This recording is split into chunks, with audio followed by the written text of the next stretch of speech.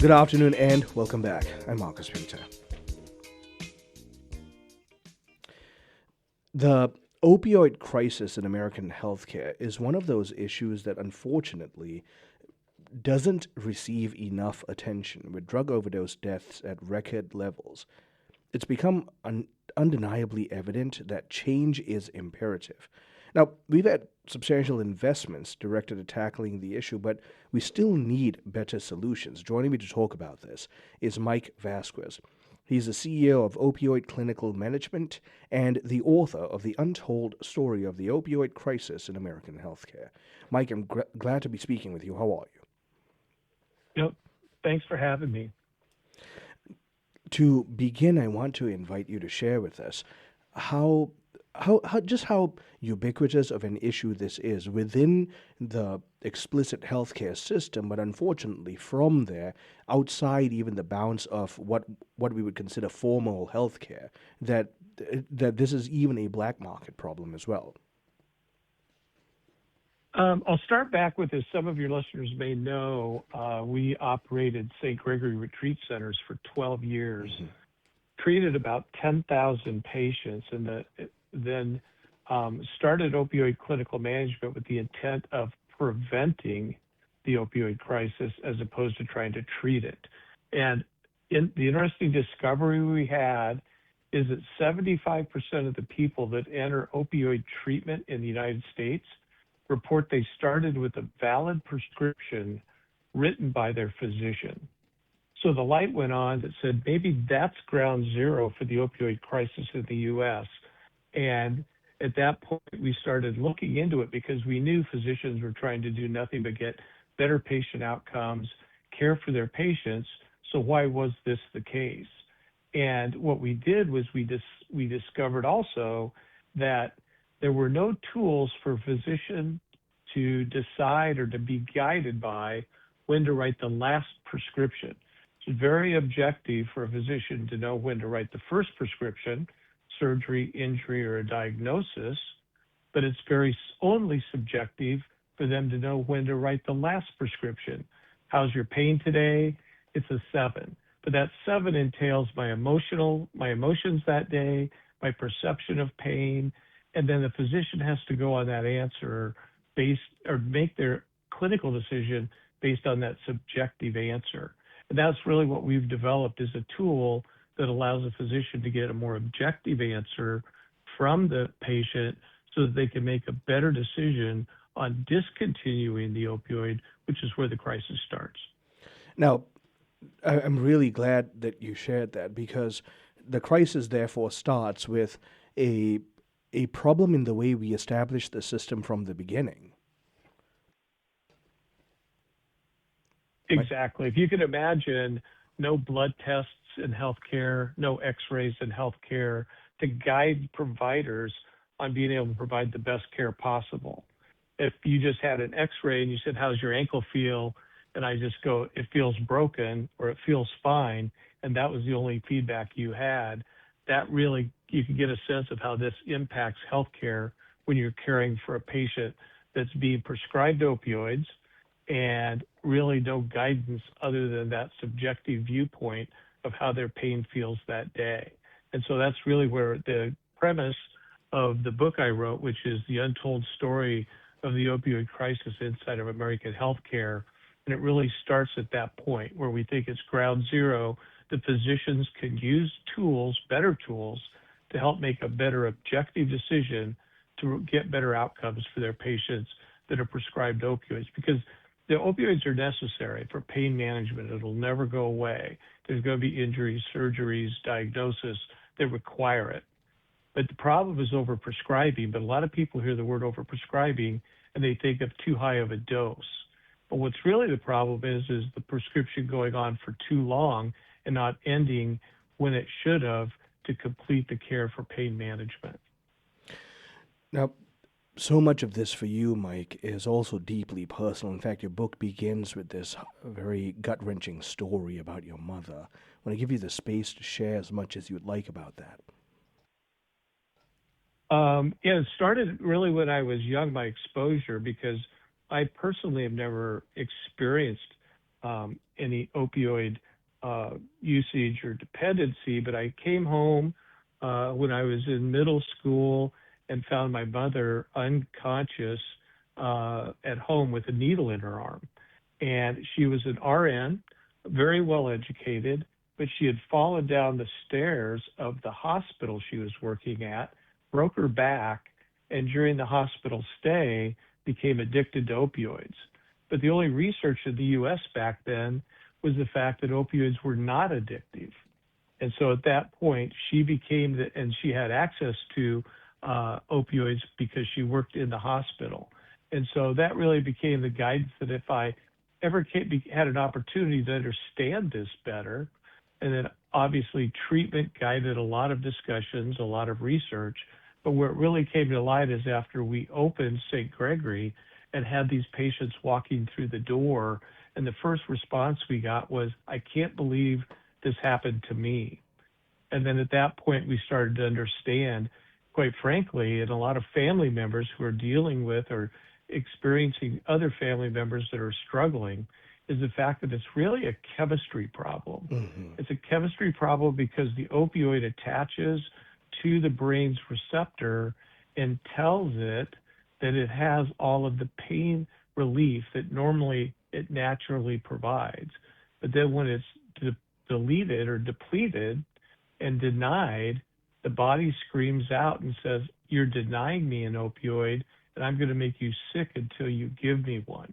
And that's technically the chemical description of withdrawal or craving, as a lot of listeners may think about it. And, a drug craving seems like an intentional desire to want something.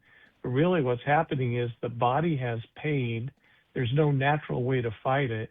So it knows the opioid can provide that. So it makes you sick. That's its message to you, that if you give me an opioid, I won't make you sick. And it was amazing. We saw this every day in our treatment program, that somebody would come in and be deathly ill. They'd swear they were going to die. But we'd provide them some medication that would simulate the opioid, a synthetic opioid, and amazingly, 20 to 30 minutes later, full recovery.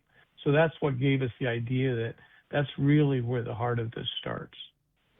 And this, of course, sets your life down an entirely new trajectory, because now not only is this a crucial problem, it's become deeply heartfeltly personal. Because just so everyone understands, your mother was she was not someone who otherwise would have been considered predisposed to this. She fell into it like many of the people who fall into this issue.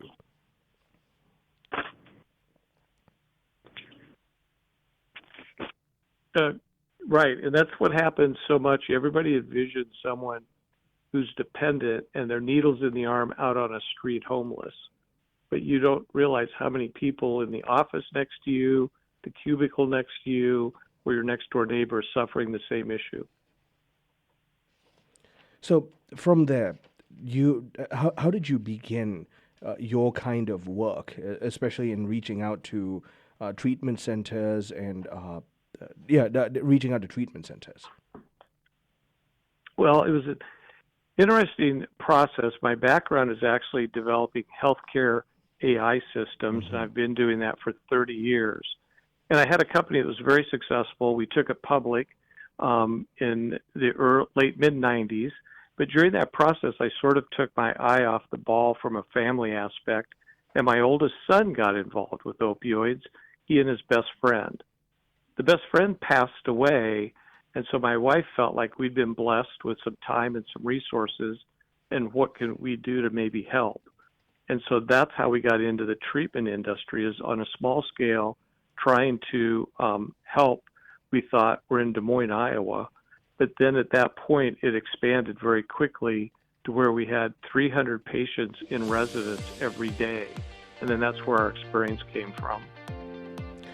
I'm talking with Mike Vasquez. He's the author of The Untold Story of the Opioid Crisis in American Healthcare, a new era of prevention through AI. And we're specifically talking about overcoming a lot of the issues, creating proper remedies for the opioid issue and epidemic here in the United States of America. We're going to continue on the other side of the break. Stay tuned. I'm Marcus Peter.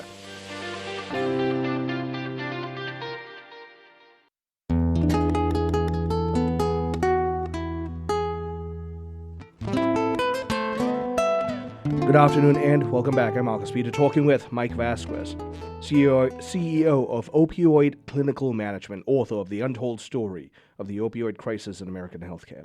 So, Mike, like you mentioned, your son got into opioid use as well together with his friend. And because of the tragedy of the loss of the friend, you and your bride both realized that this is more pressing an issue than it ever was. And so we've talked briefly about the practice of medicine that led to the opioid crisis, but can you share a little bit about the history as well and what constitutes substances that fall into opioids and unfortunately how easy it is to spiral into those addictions?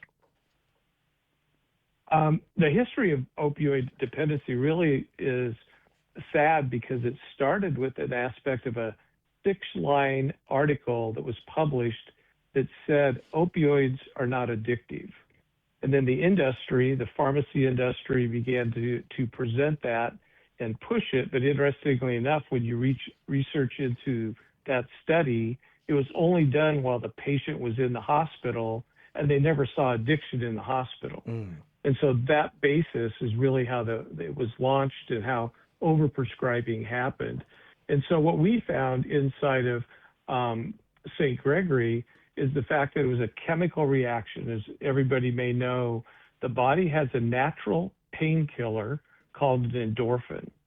And so when there's pain, stress, anxiety, the body calls on that and it says, I need an endorphin. And then at that point, the body provides it.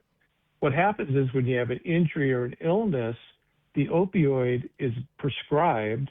And when the person takes the opioid attaches to the same receptor because through the genius of the pharmaceutical industry, the molecule of an opioid almost identically mimics the molecular structure of a body's endorphin.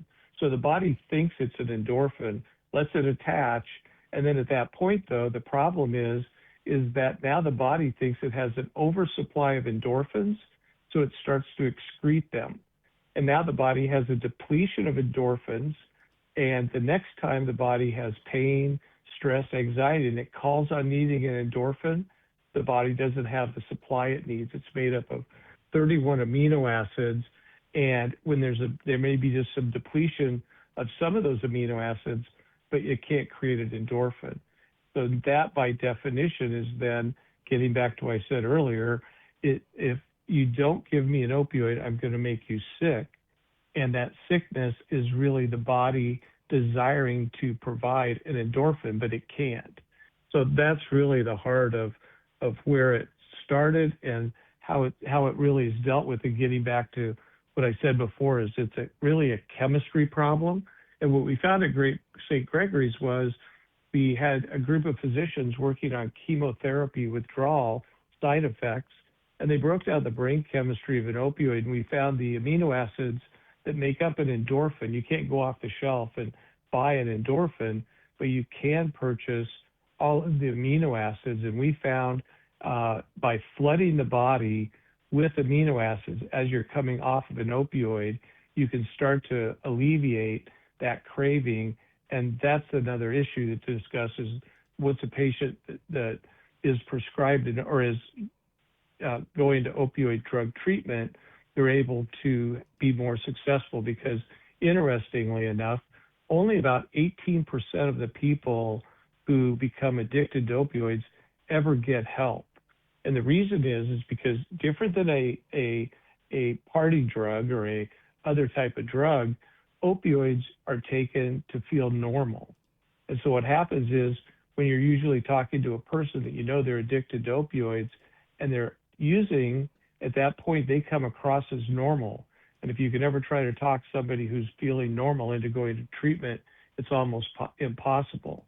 Then once they do go to treatment and they're denied the opioid, they then start a craving. And if they're not treated medically for that craving before they enter treatment, you only see about a 50% completion rate from patients going in for opioid treatment because of the fact that that craving drives them out of it. And that's what we learned at St. Gregory, is the fact that we had to solve the craving issue before I could let you into actual treatment because we knew you wouldn't be successful if we couldn't alleviate the craving. So hopefully that answers a little bit of that, gives you a little overview. Understanding all of that, have we seen a failure on the part of treatment centers in terms of dealing with people who develop these opioid addictions, especially post medical treatment?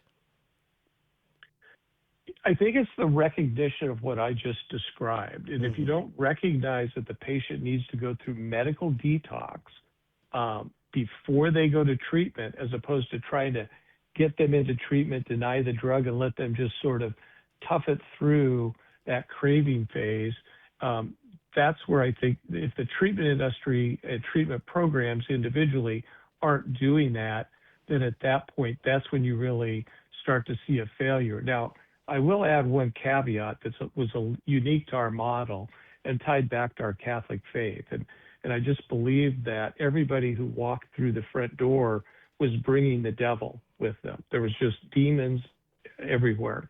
And so we felt like if you think of that mind, body, and soul, but it wasn't just superficial for us.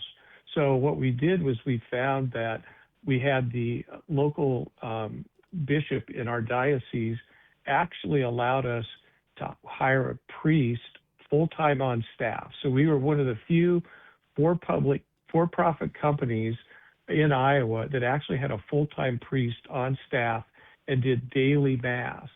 And in our women's house, we built a convent of a house next door to our treatment center, converted it to a convent, and brought in an order of nuns. And so it was the most calming thing I've ever seen is for females inside of a treatment program to have the hallway with nuns in full habits walking down the hallway, because a lot of women who go through addiction are dealing really with trauma that they've had in their life. And that and there wasn't a high percentage of our patients that were Catholic, but yet every day they'd see nuns at Mass praying for their recovery, and all of a sudden they would start to get that comfort. So if you add the chemistry issue that I've just described, and then on top of that, the fact that we had the Blessed Sacrament in all of our programs and daily Mass in all of our locations, whether they were Catholic or not, we saw amazing recovery. And so the combination of this spirituality plus sound medical practice, recognizing the fallenness of human nature and the needs of patients, this is what you're seeing yielding the best kind of fruit. You know, it's got to that combination is what we saw as the best success, and even our program couldn't fight all of the demons out there. So you may be familiar with Father Rippiker. And so we would actually, Father Rippiker was willing to come in every 6 to 8 weeks and deal with the not literal exorcisms, but come through the house and pray to eliminate that. So we really took the process of, even though the patients weren't Catholic, carried it out in our Catholic faith, and we think that's part of why, we were blessed with the success that we had. So, as we round off this segment, Mike, I want to ask you to also share, for people who know people, or if they themselves want to find out more about your work, how can they find out more? Again, we actually sold St. Gregory to a firm that's still operating exactly as we did it. And so what we're doing now is working with, what we found is we saw so many people walk through the front door with that lost feeling in their eyes that I decided that, you may not be aware of this, but there are more treatment programs in the U.S., inpatient, outpatient, and counselors than there are McDonald's. And so I thought, rather than trying to be just another one, could we prevent it? And that's what we spend our time doing now, is trying to prevent the issue through the medical discussion that I had with that I talked about with physicians. Well, thank you so much, Mike, for making the time to speak with us. Absolutely. My guest has been Mike Vasquez. He's the author of The Untold Story of the Opioid Crisis in American Healthcare. And we've been talking about pathways forward for better healing. Stay tuned. I'm Marcus Peter.